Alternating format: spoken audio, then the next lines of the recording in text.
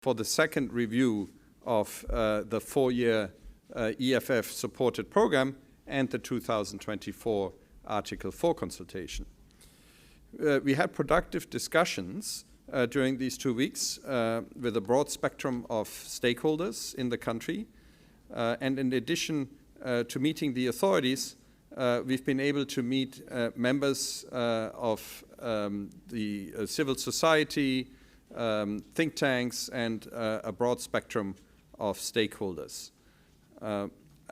Now, with respect to the outcome of the discussions we have had with the authorities, I'm pleased to share with you that we have reached a staff-level agreement on the economic policies to conclude the second review of the four-year EFF-supported program. I would like to highlight that the staff-level agreement is subject to the approval of IMF management and the IMF Executive Board in the period ahead.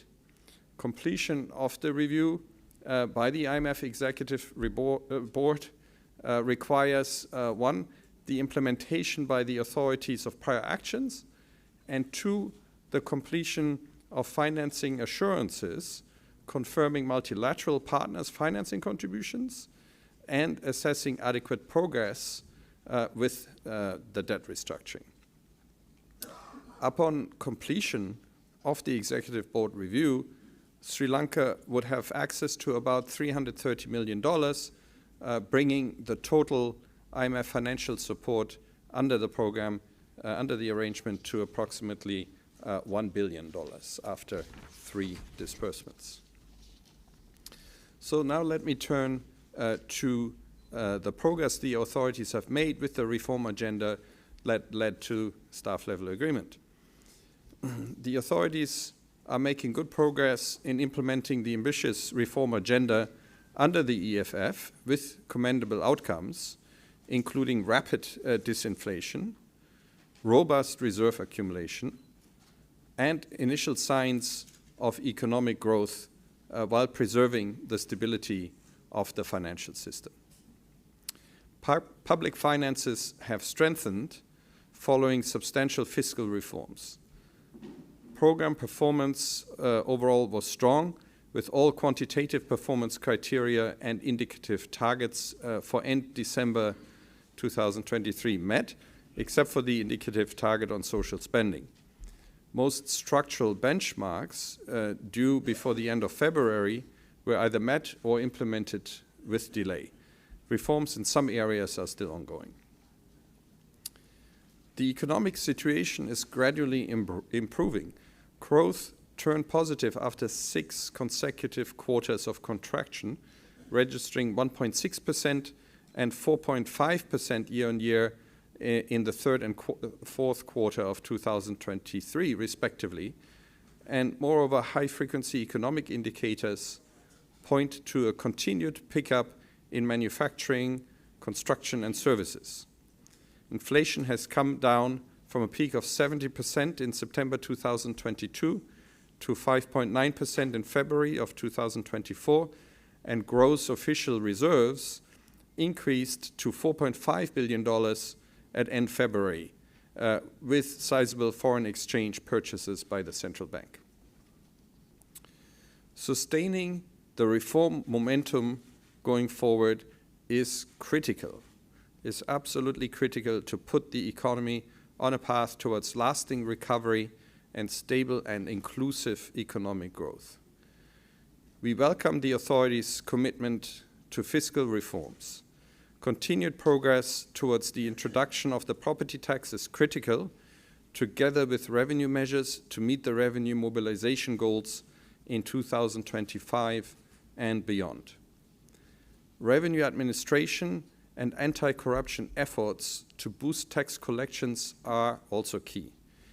Maintaining cost recovery in fuel and electricity pricing will help minimize fiscal risks arising from state-owned enterprises. Now, while inflation has decelerated faster than expected, continued monitoring is warranted to help anchor inflationary pressures and support macroeconomic stability. Against ongoing external uncertainty, it remains important to continue to rebuild external buffers through strong reserves accumulation.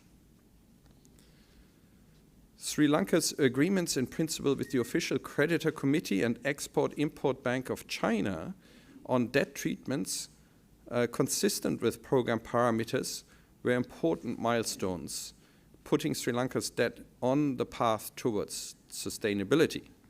The critical next steps are to finalize the agreements with the official creditors and reach agreements in principle with the main external private creditors in line with program parameters in a timely manner.